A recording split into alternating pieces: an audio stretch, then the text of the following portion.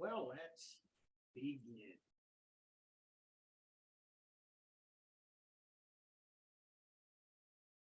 When we were here on Monday, I showed you Kahindi Wildly, guy who painted Napoleon crossing the Alps and putting a young African-American man on that horse. Excuse me.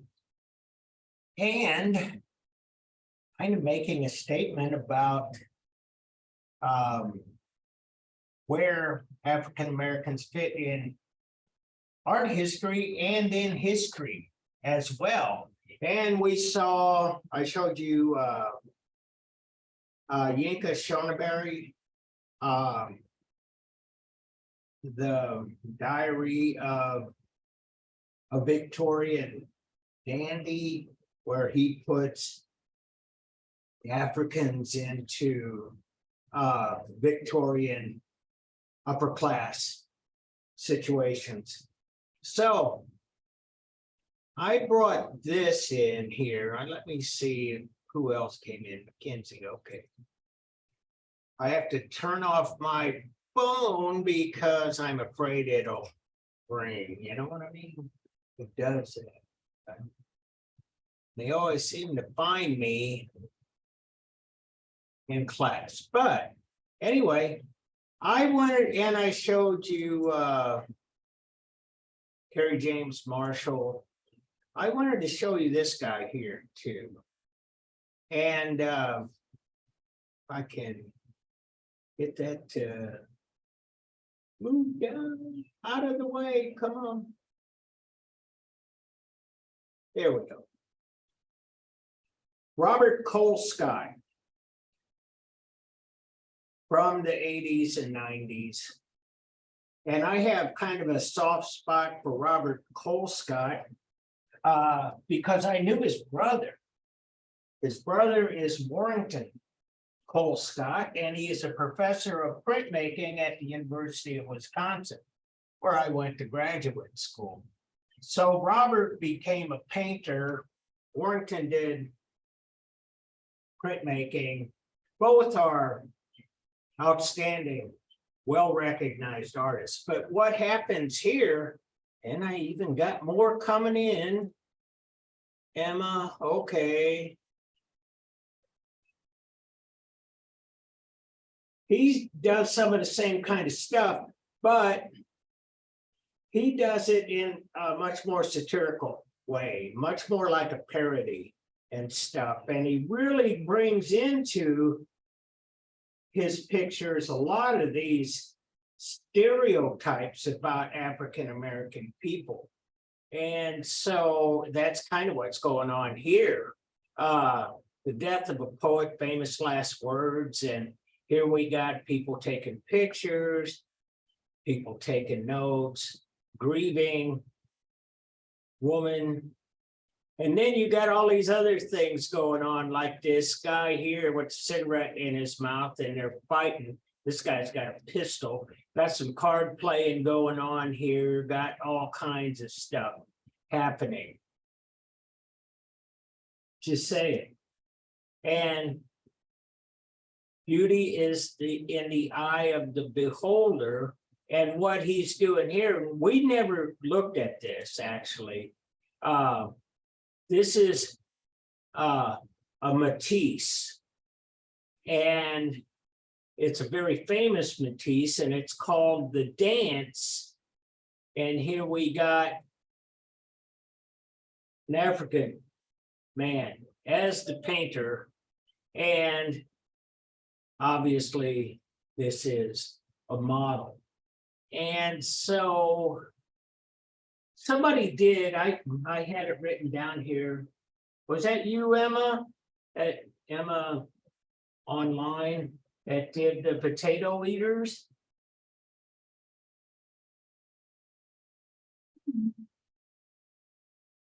Let me see.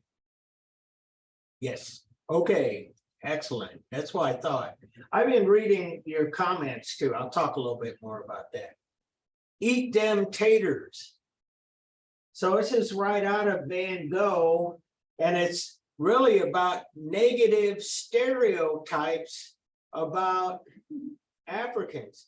But Robert Colescott himself is an African American artist. And so bottom line is that it's a parody. He's kind of playing up a lot of the stereotypes about Black people.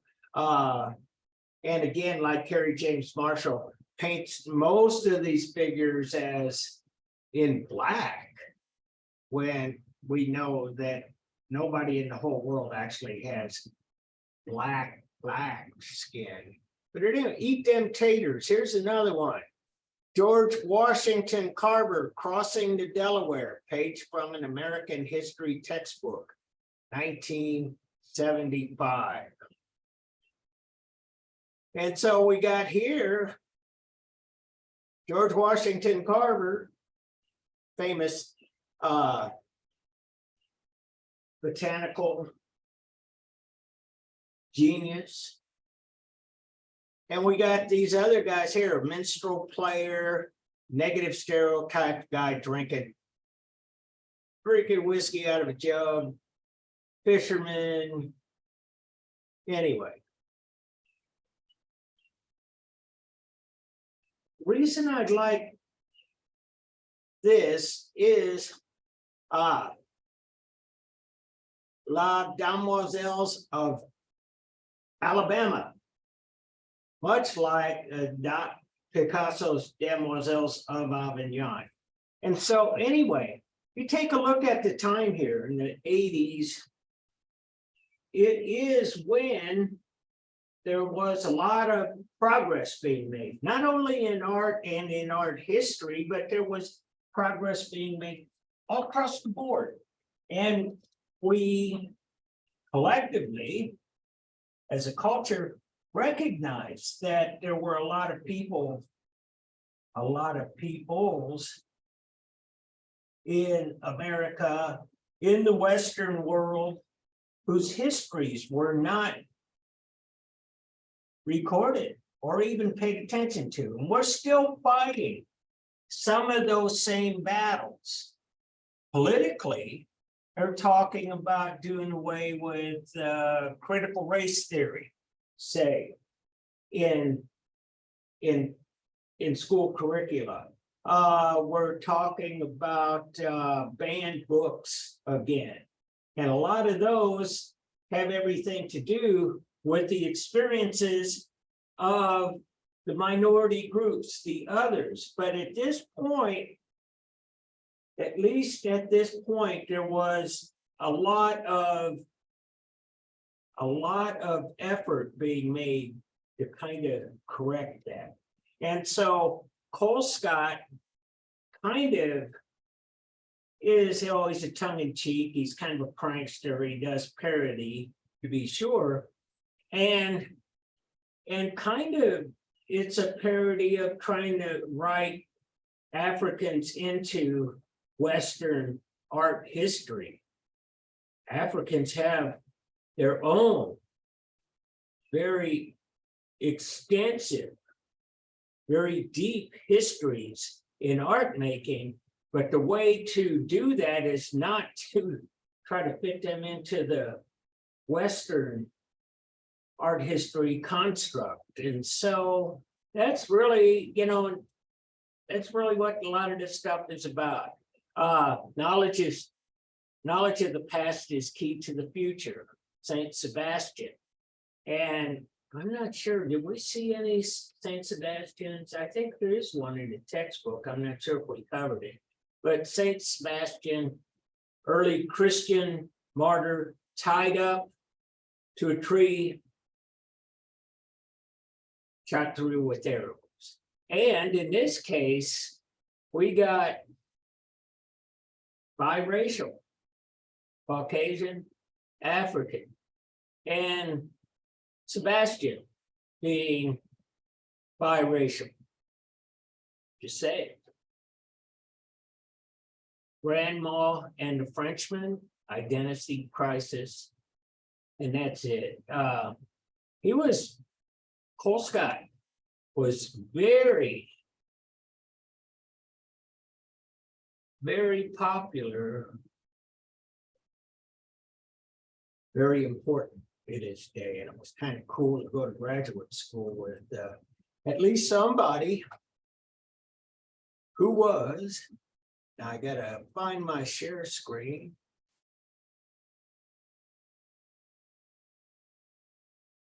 Where is that?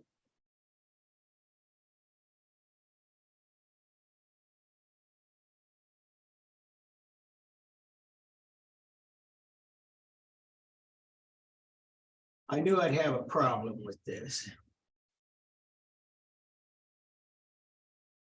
And let me explain this. Wouldn't expect you to know this, but I've been having a lot of problems with computers lately, and I'm not sure exactly what it is, but I do know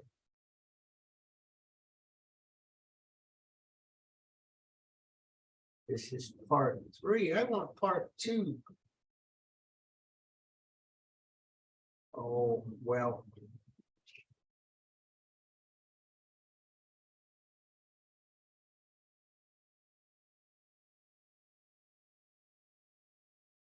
I think you did have it over the text though. I know, I'm thinking that too. Oh, man, now I lost all of my. Oh. But everything. Okay, if you guys hold up with me, File Explorer.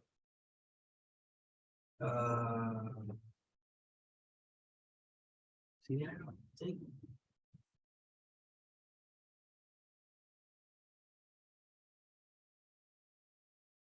Part 2. Slideshow from the beginning, and now. Where's my screen share?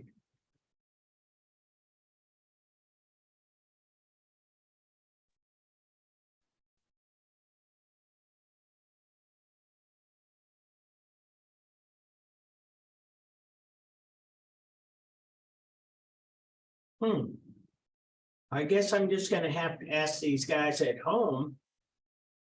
Can you see Contemporary Art Worldwide Part 2 at home? Yes.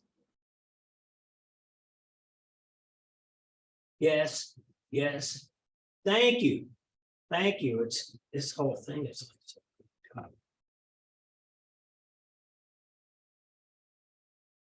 All right, thank you all.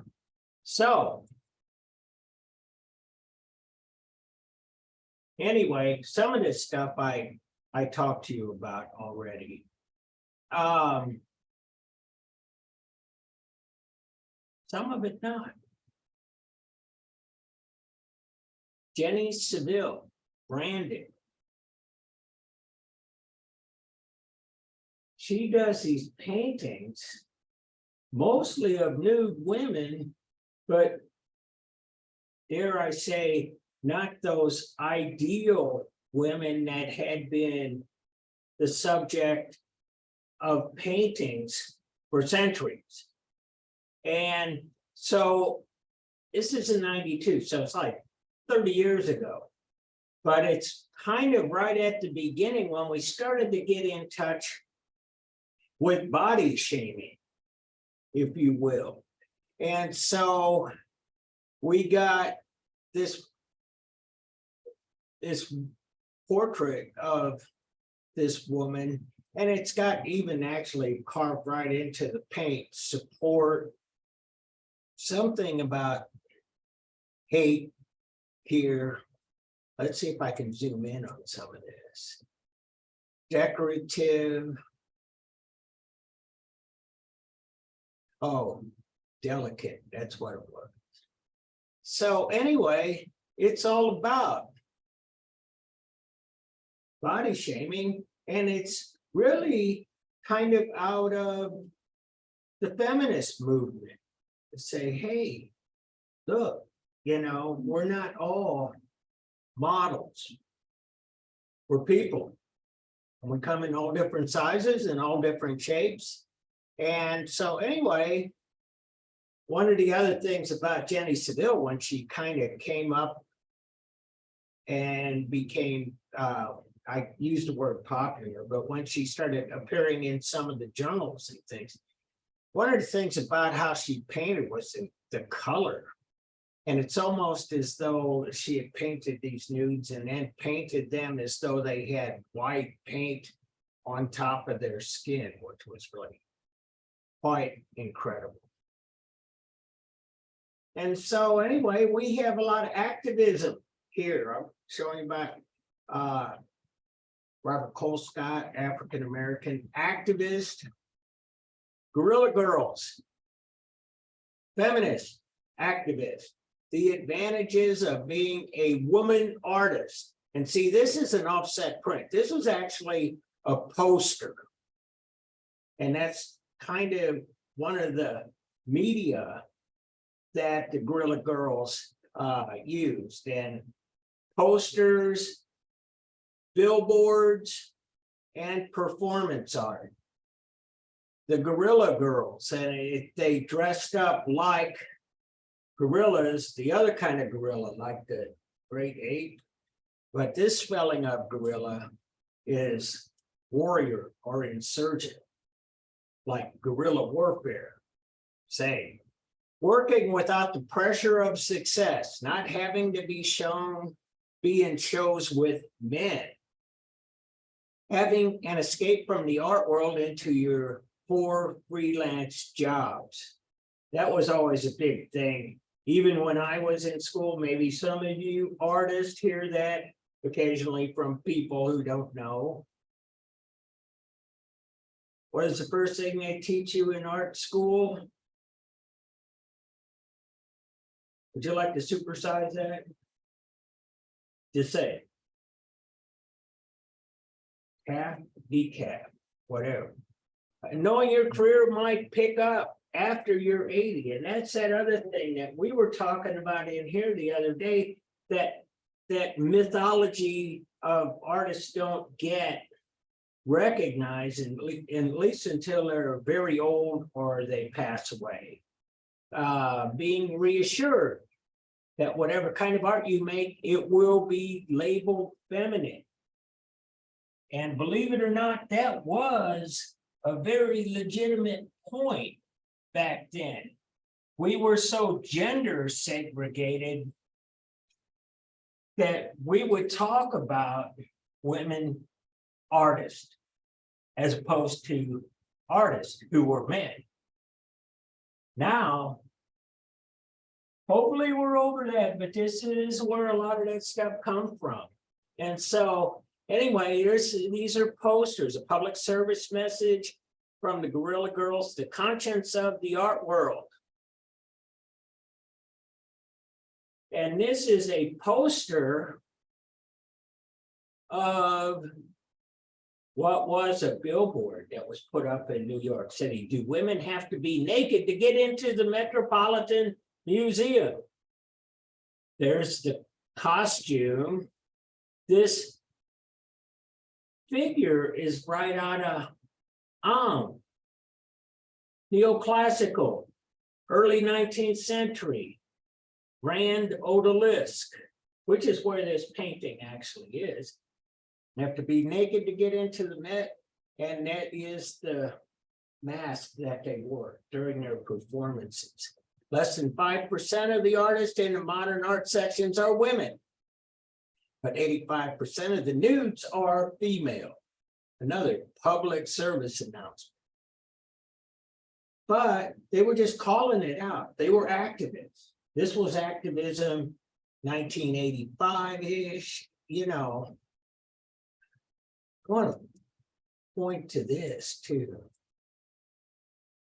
This didn't come out too well. I need to take another photo of this. This is from an old. For Dory.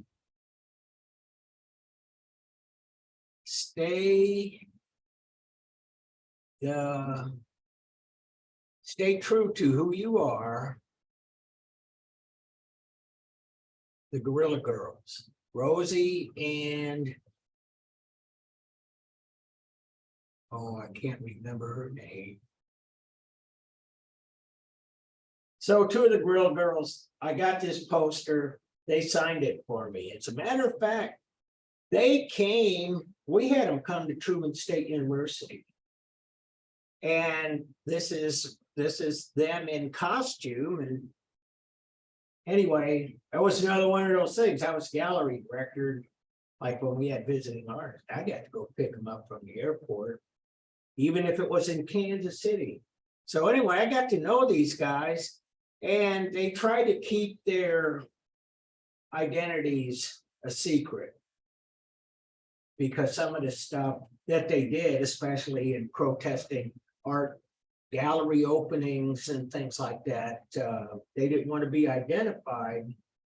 And they took on names of other artists, and Rosie was Rosalba Carrera, who now is in the art history books. But this is a time, as I was saying before, we were feminist activists, art historians were finding that all of these artists that remained anonymous for centuries, and they were every bit as accomplished as their male counterparts.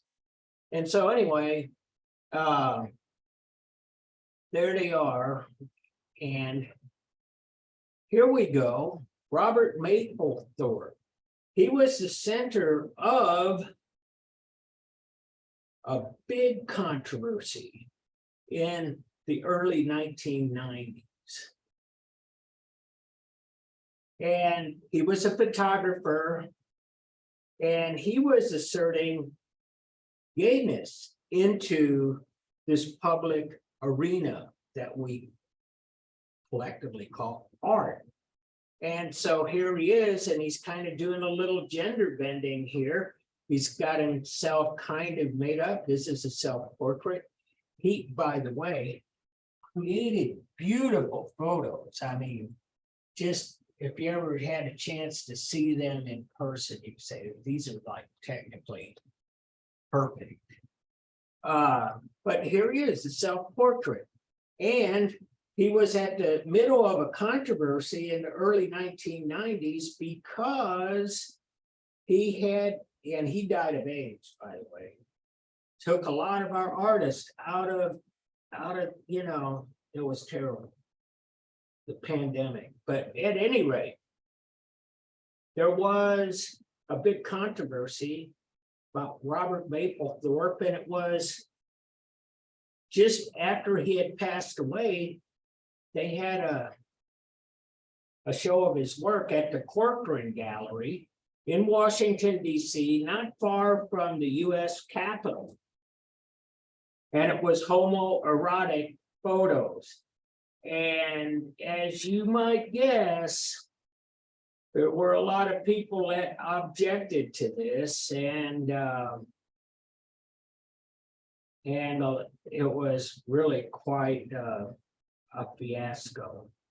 Oh darn, I can't remember his name, but I met the guy who was the director of the Corcoran at the time, and he wrote a book about this guy. This book was titled "Leaving Town Alive," because politicians were just made sure that he never worked again, you know. So anyway, but at any rate, gayness, bringing it in to art.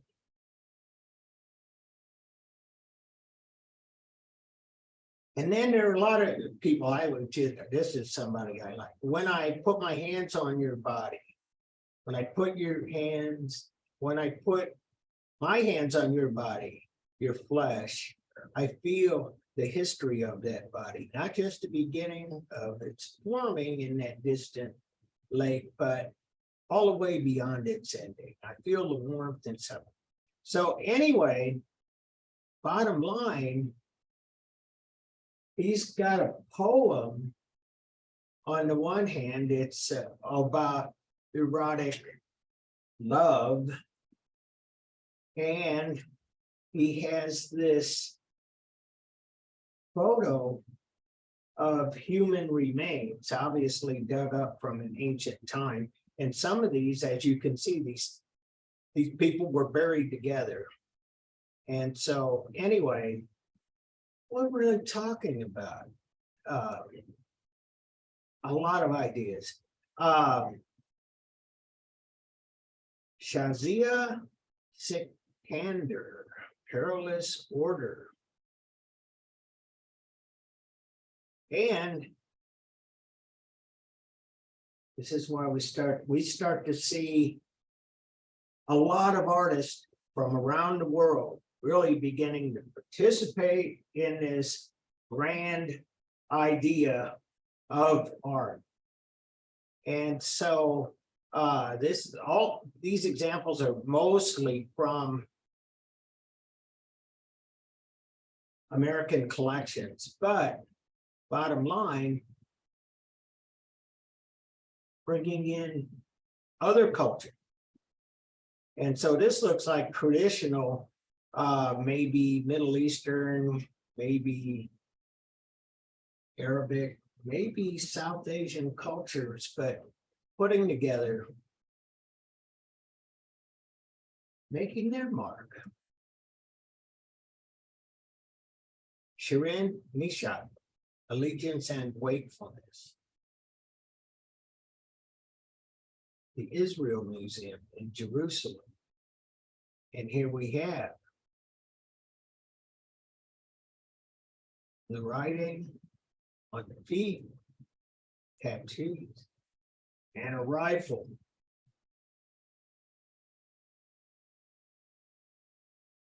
Cliff Whiting.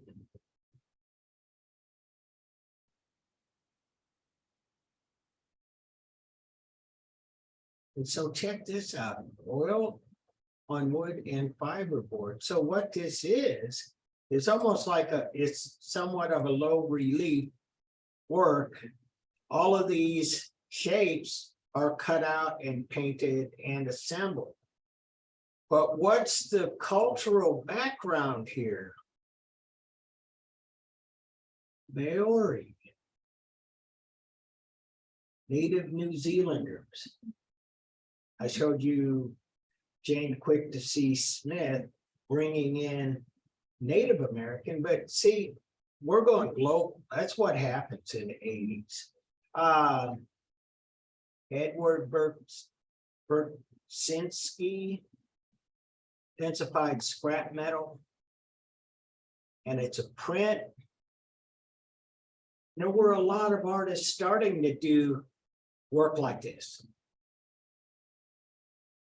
And this is kind of the opposite approach from El Anatzui, who was taking all of these bits of scrap metal and all of this other stuff and making these beautiful hanging pieces that turned into almost jewel-like in their beauty.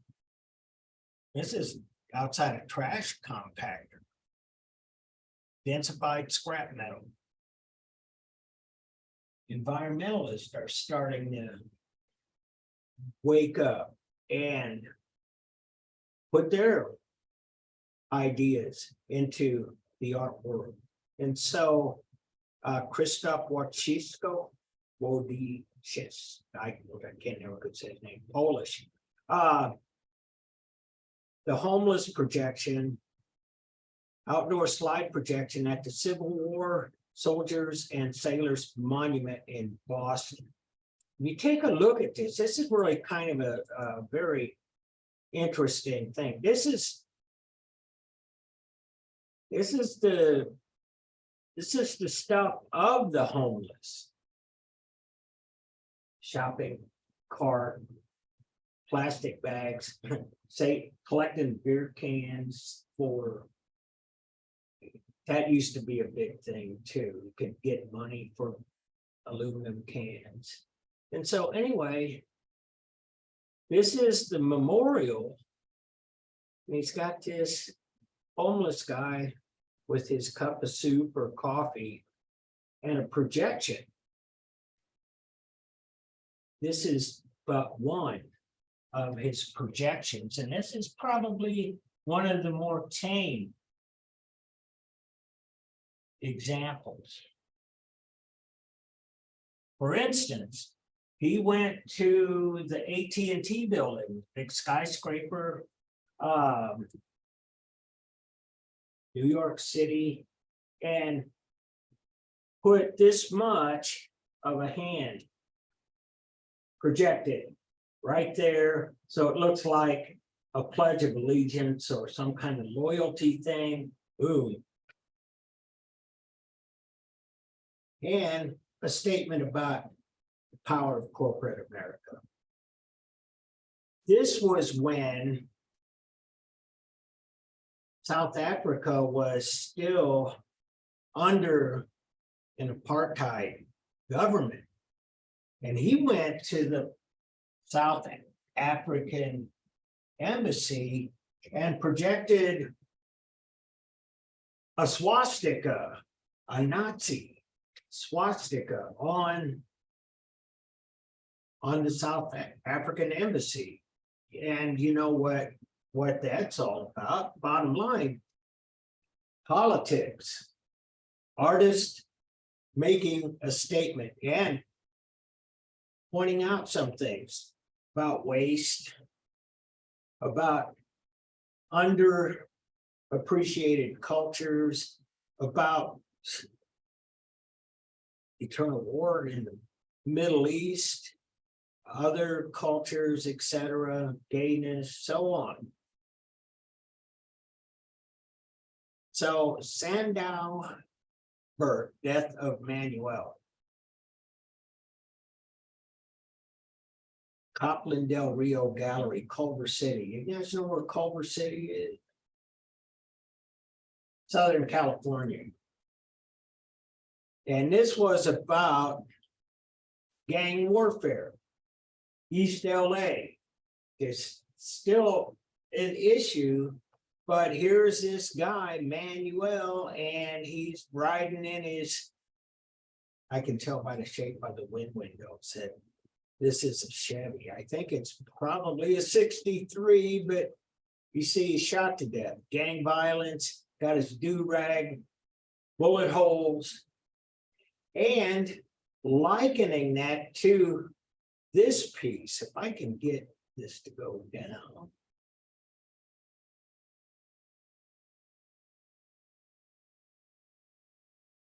Ooh. This is, come on down.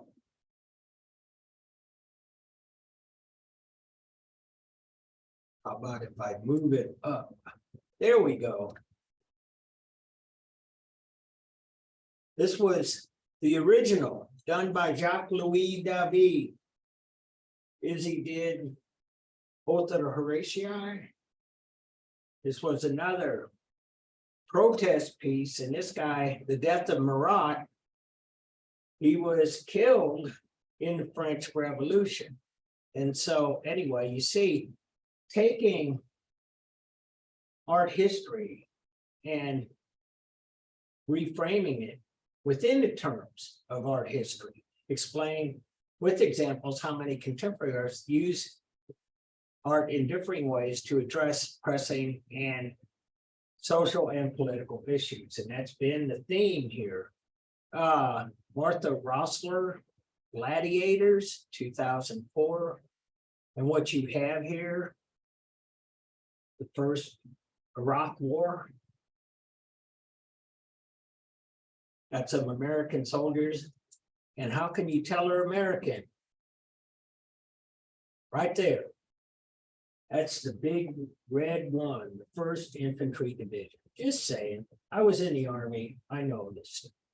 But at any rate, you got this, and it's this kind of takeover. It's kind of a, you got these guys outside the building. We got this guy, and he's obviously a policeman. You know what these are right there? But I'm showing you. But it's like a double zip tie. They use them to tie people's hands behind their back. When they had riots, January 6th riots, and there were a number of those rioters that had big packs of these things. Anyway, but back here, you got these ancient warriors with clubs and shields and stuff, and then you got modern day soldiers and Martha Ross.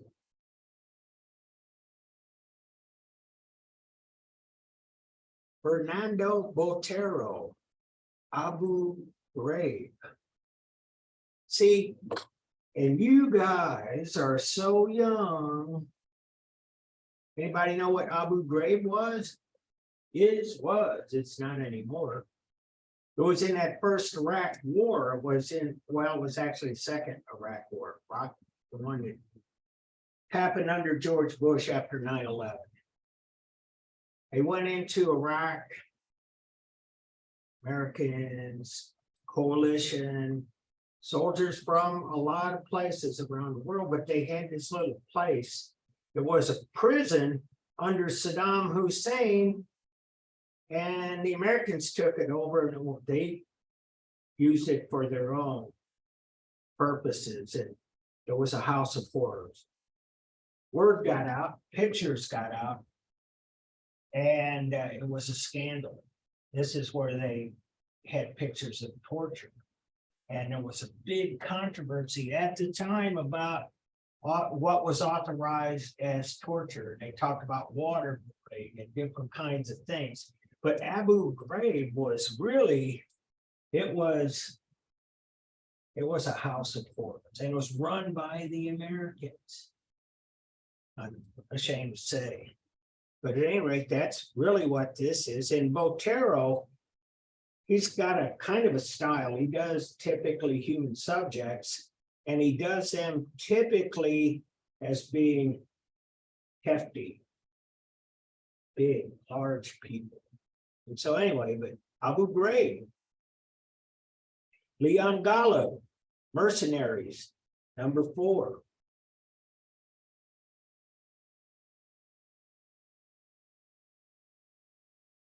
Where could this be? This could be in Sudan right now. Anti-war.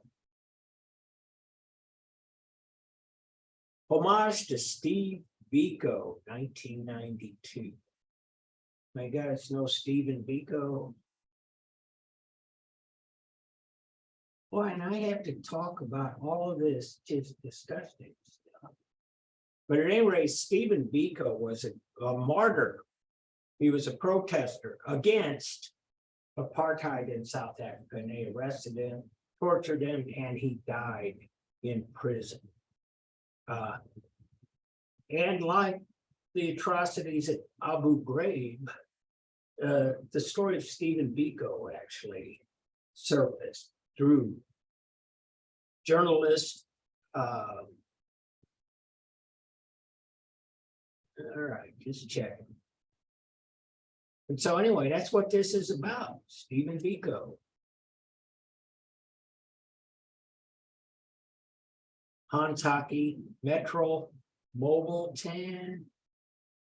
And this was a big political issue at the time in the 1980s, but Mobil Oil, they were actually, Mobil's management in New York believes that its South African subsidiaries' sales to the police and military are but a small part of its total sales.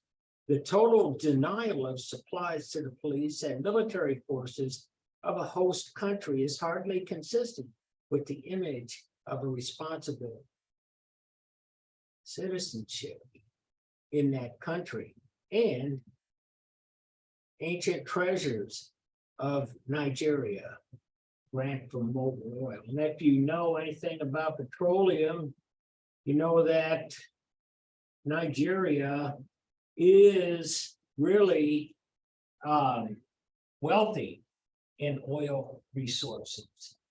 And they've had problems with their government. And oftentimes large corporations get involved with the corrupt governments to make sure that the oil keeps flowing and the profits keep coming. And so Hans Hockey, and he didn't just go after Mobil Oil, he went after Deutsche Bank and a bunch of other places. In fact, he's German, so a lot of the stuff he did was kind of German centric.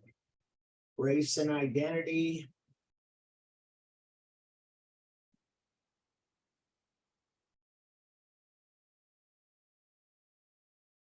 And so I showed you guys Jean-Michel Basquiat and how that graffiti art was like really appreciated. It was raw, it was unschooled.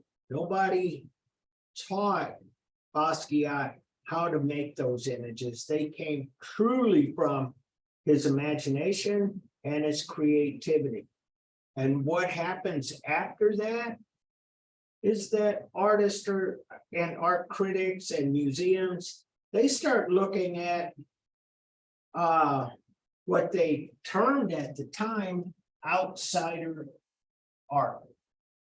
And that was those people who were artists and were not schooled, not going through the college art programs and the graduate schools and so well versed in art history. They were just making stuff and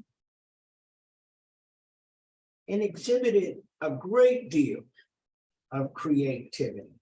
And like Basquiat, where it was raw and it was honest, they found delightful creativity in this kind of work, inventiveness, and above all, authenticity.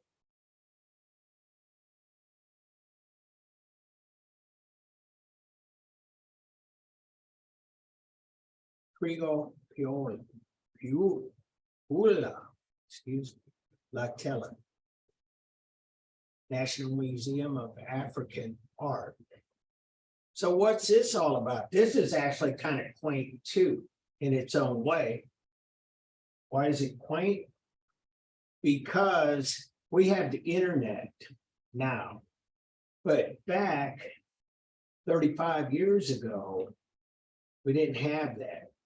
But there were these places that would install television sets, just like you see in this painting. And they would pick up on broadcast via satellite from all over the world. And basically, that's what's going on here. Is this figure is actually, see, this is actually kind of a loop, because he's holding up a television screen that actually has him on it, the television. And so anyway, it kind of predicts where we would be at today, where you got everything all at once streaming. But at this time, it was kind of a new phenomenon. Oh, I'm going to go back here too. So, and these little white shapes here, this is really kind of an interesting part of this too, because they're all looking at the same thing, but what are they thinking? They're thinking shoes, shirts, cars, drink, eat, love, It's another part of this message, is that it means what people get out of it. Zhao Zhang, bloodline, big family, number 2. What do you think this is about? I talked about how a lot of African American artists were painting their figures black.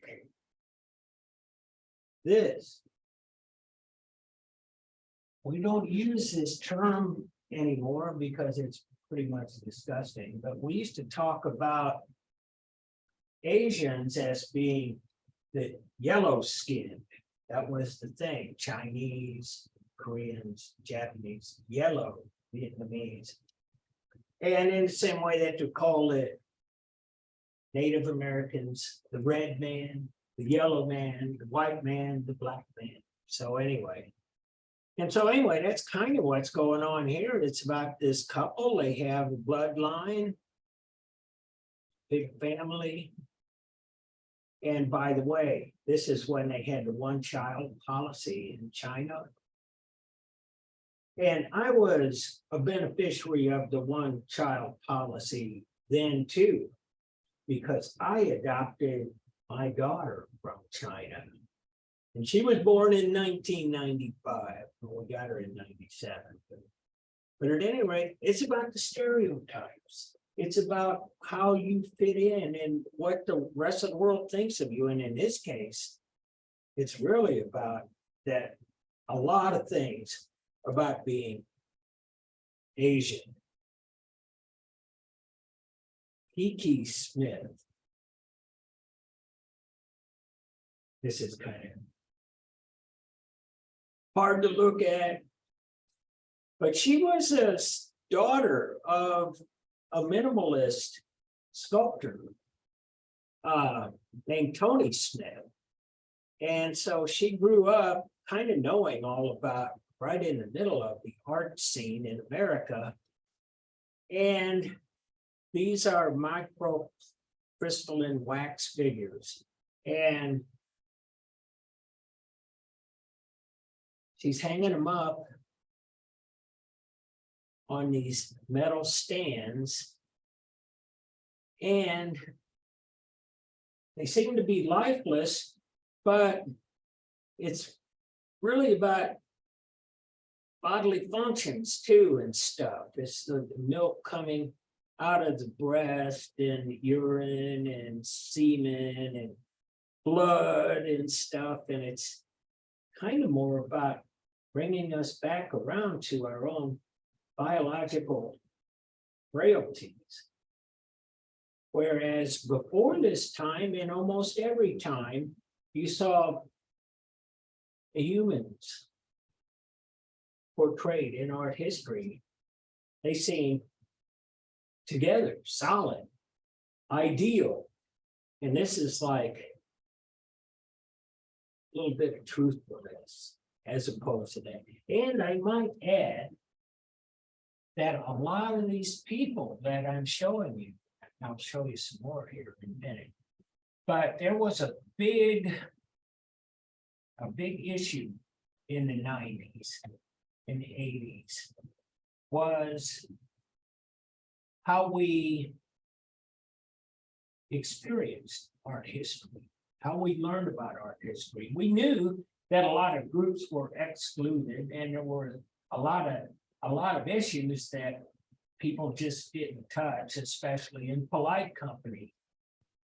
But the idea of showing the other side of what was learned in art history, and especially the depiction of male and female figures, is exactly to that point.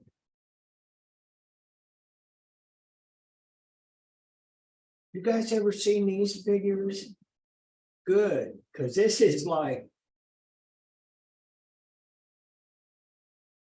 here was a guy, and he was a graffiti artist too. He was like from Iowa or someplace. And he went to New York, young, gay graffiti artist, died of AIDS too. But instead of doing that Basquiat kind of thing, he kind of translated everything into his own language of cartoon-like figures. And they're immensely popular. You see them, people still use these figures all the time. And part of it is that in so many instances, you can tell exactly what he's depicting here. You know, where's that one? Where I saw a little baby in here. Where was he? There he is.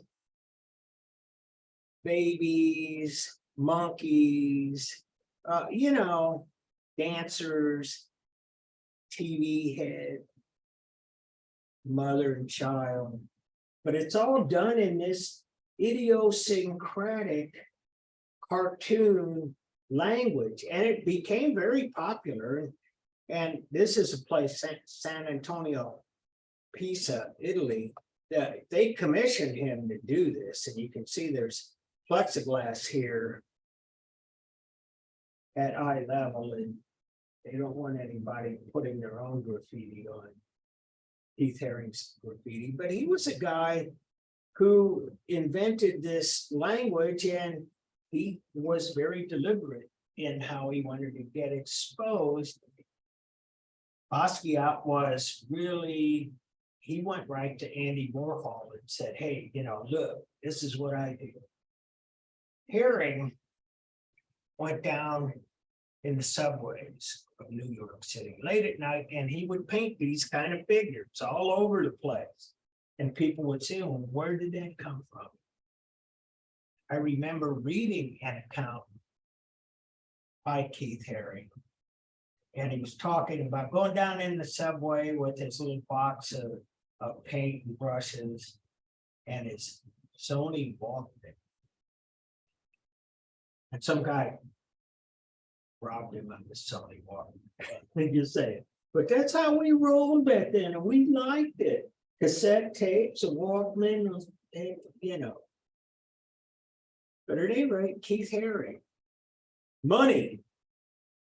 Money's always been part of the art experience, the art culture, and Jeff Koons. This is Pink Panther, porcelain. What Jeff Koons does is try to lift up very commonplace things. I think I showed you some Michael Jackson one a week and a half ago. Take everyday things. This is this kind of this stuff that he makes. It looks like stuff you'd find at a convenience store on the impulse rack that's right there by the cash register. And this is Pink Panther, Jeff Koons. Of course, this is a little taller than what you'd find there, because a lot of times he enlarges things, but it's basically that kind of stuff, that identity, that kind of thing that was started with pop art and the Campbell soup cans. And in fact, Koons always talked about Andy Warhol and the pop artists of the time. And so, yeah, but I put that under money, because what happens with, there he is, Jeff Koons, and there's that Michael Jackson with Jeff Koons, and these things like sold for record price. He was very strategic in how he made things and who he sold them to. He was well connected with the Museum of Modern Art, and he was connected with some of the most prestigious galleries, and he commanded the highest prices. And it was, like I say, this on a small scale would be a nickname, and it's huge. And the craft is usually impeccable. You guys ever see those little tchotchkes, the precious moments, little figurines? They're not popular anymore, but they were little porcelain, kind of cutesy things. They kind of look like Squishmallows or something, back then. And so anyway, Jeff Koons was still doing this. He would probably be making giant-sized Squishmallows out of porcelain or steel or something. But typically, they look like their original things. And oftentimes, how should I say this? The materials he used is not anything like the original materials of the true thing. He does a lot of stuff that looks like Mylar balloons, some shiny silver things, and it's got all of the wrinkles and everything. the puffiness, perfect. But they're made out of stainless steel, and if you would knock on it, it would be, if you could get that close, because this stuff sells for like millions of dollars. But if you could knock on it, you would hear it, it would be a hollow like thing. Now, there's that Mylar balloon thing. I wonder if I got this. If that's still good.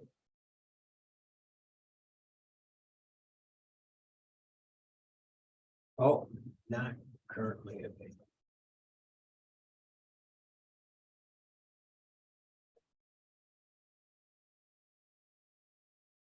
Sculpture, bunny sculpture just sold for $91.1 million. What I'm saying, money. And what's happening here? Why are they paying all of this money? What's happening? Has the world gone crazy? Yes, kind of. But here's what investment brokers started to realize is that art appreciates more than almost any other kind of investment you can make. Whether you're buying traditional art, you buy a Rembrandt, let's say you pay $5 million. In 5 years, it'll probably be worth 10. Another 5 after that, maybe 20. And so anyway, big money, investment tycoons really gets in on the art market. And Jeff Koons is right there.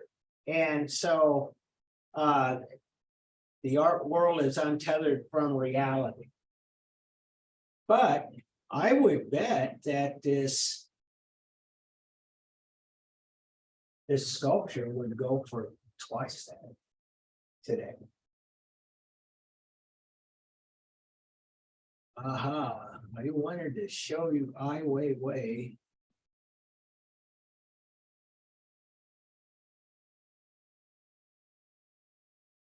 I got time if this is still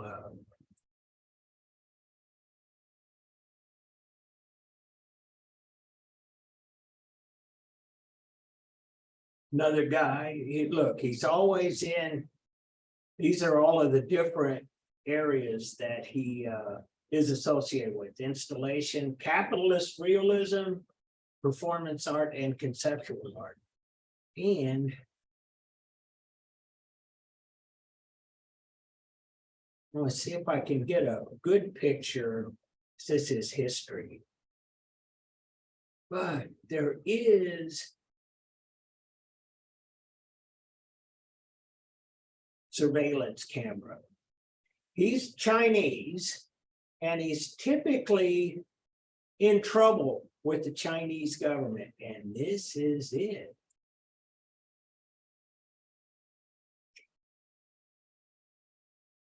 This is what I wanted to show you. Ai Weiwei, Study of Perspective, Tiananmen Square, 1995, 2003. So what's he doing? It's Tiananmen Square, the seat of Chinese government, and he's flipping the bird. But how does he title this? It's a study in perspective. And he did this, and the Chinese, the government, they didn't know what that meant. I got another story about that too. It's not anything to do with Ai Weiwei, but that's a cultural thing. That's something that's a North American thing. They do that in Canada too, right? So yeah, see, it's North American. Bottom line, he told them it was a study in perspective where his finger was actually bigger than the Forbidden City, which is what this is here. He's in Tiananmen Square, which surrounds this, but this is, and that's what it was, you know, it's like, yeah, this is how perspective works. When you're closer, my finger looks bigger than all of the buildings that are behind it. It's actually bigger than all of these people that are in between. So he named it A Study in Perspective. And so this guy, he's another internationally famous, important artist. He does a lot of things. And that obviously was a photograph, but he's always in trouble with the government because but I want to tell you about that flipping the bird. It's an honest truth. I learned this when I was in the Army, which was a long time ago. And in the class, or one of the classes, about what should you do if you are a prisoner of war. So I was infantry, they try to teach you everything you need to know. And one of the things they talked about was be subversive. Don't collaborate, don't cooperate with your captors. And they had this picture that demonstrated a good example of that. You can look this up. 1968, the North Koreans captured a US Navy spy ship off the coast of North Korea.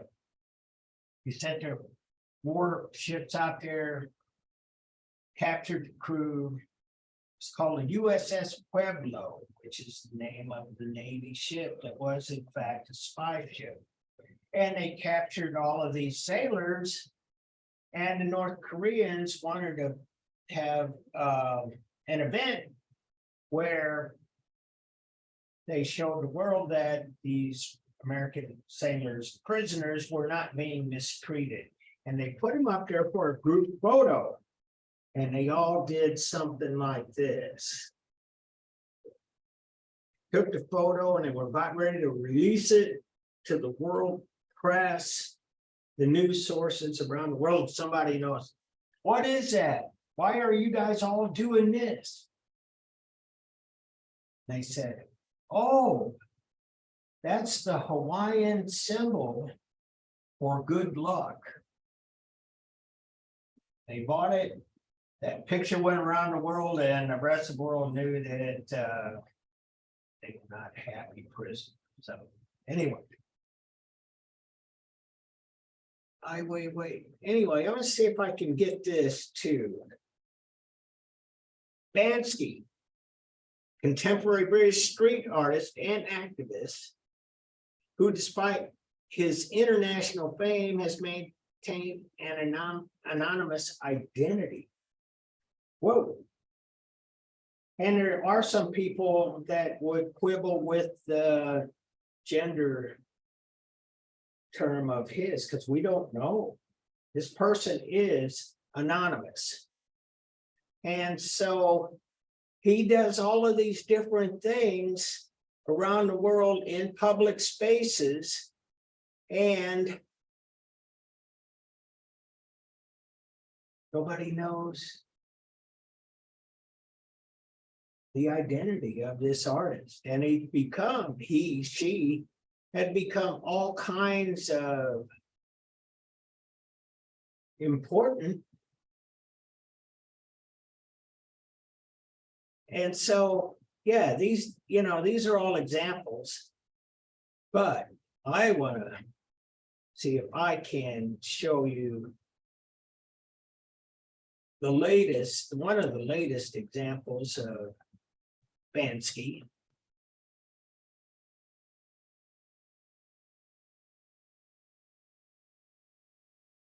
Because this is kind of cool too.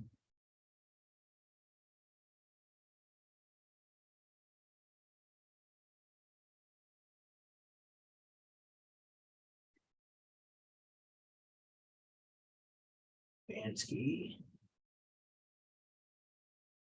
This.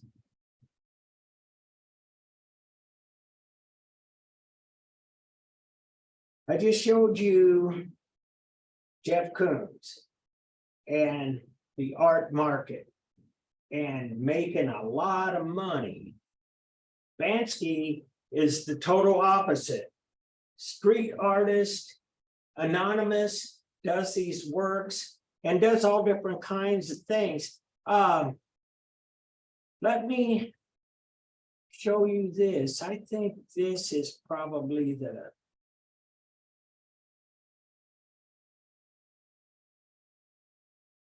Can I get, oh.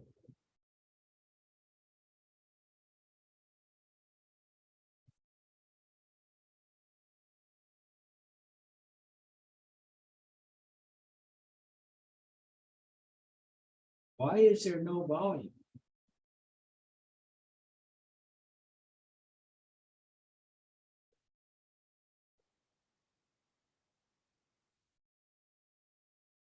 Back in 2018, Banksy girl with balloon were shredded during a live auction. Okay, here's, we're gonna see it from the beginning. And this is Sotheby's, auction house. Shredding this Banksy painting couldn't devalue it. In fact, it just fetched the artist's highest selling price yet, $25.4 million. Back in 2018, Banksy's girl with balloon was shredded during a live auction at Sotheby's just after the gala came down, selling it for $1.4 million. You see what happened there? That girl with the balloon, and it had that massive frame. That frame along the bottom was a paper shredder.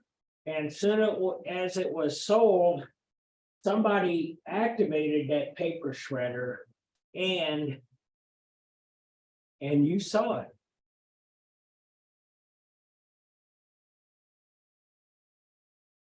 During a live auction at Sotheby's just after the gala came down, selling it for $1.4 million.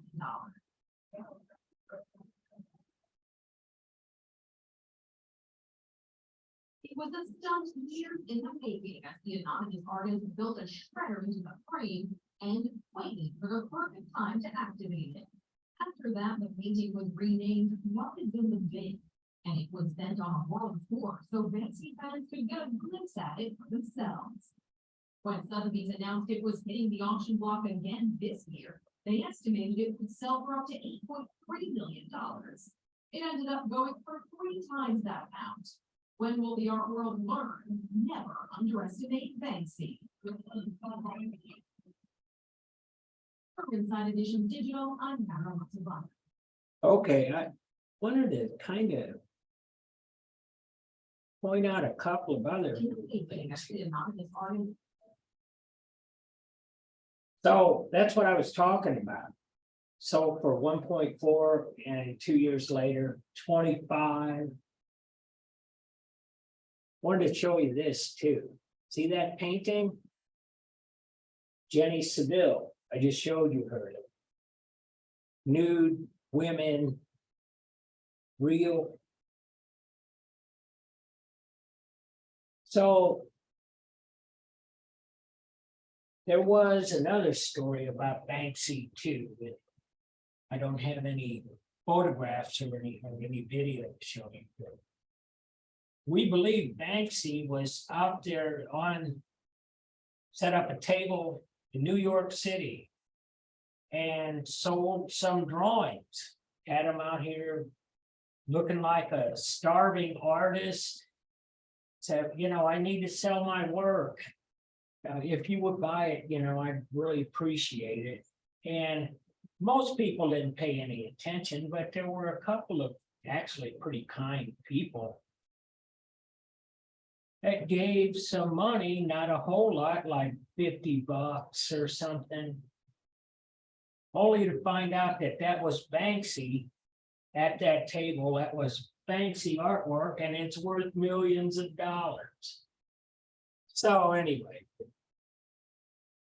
that is the kind of thing.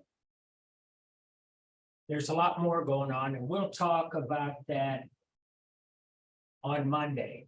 I'm still trying to figure out your scores for the video presentation. I read through all of the comments And you can read through them too, because I'm sure you can access, excuse me, all of that. And you got a lot of likes, Sophie. I mean, yeah, just you should look at it. It's still locked on mine. Oh, really? So I now? can't really Well, see it. take our word for it. Emma was going, yeah. You got some good hits and Kat got some good ones. And a few others, Emma with the Van Gogh. Anyway, I'm still working on it.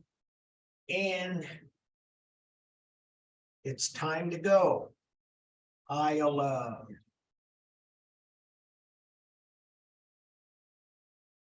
see you guys later. So we have Have- class next Monday, we have it Wednesday. Yeah, Monday and Wednesday. Yeah. And I got one more quiz that I'll launch on Monday. That'll be it.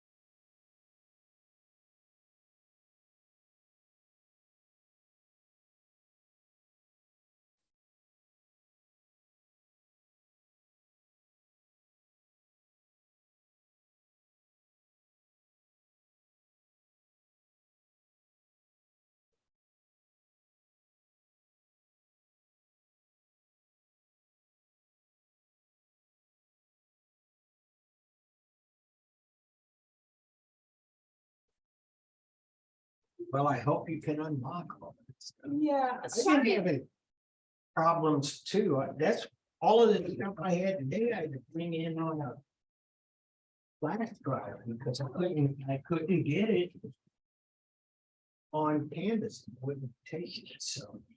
well, I want to apologize again that I didn't send in my discussion post on time. I don't know. I thought I had hit send and then I went to go check all my work that I had done and it hadn't gone through and then it was already locked on Canvas. So I emailed you a PDF of my responses anyways. Yeah, I got the. Okay. Yeah. I just wanted to make sure. I was like looking through all the work I had to do and then I was like, oh no. Well, there's something going on with. I think anyway, it's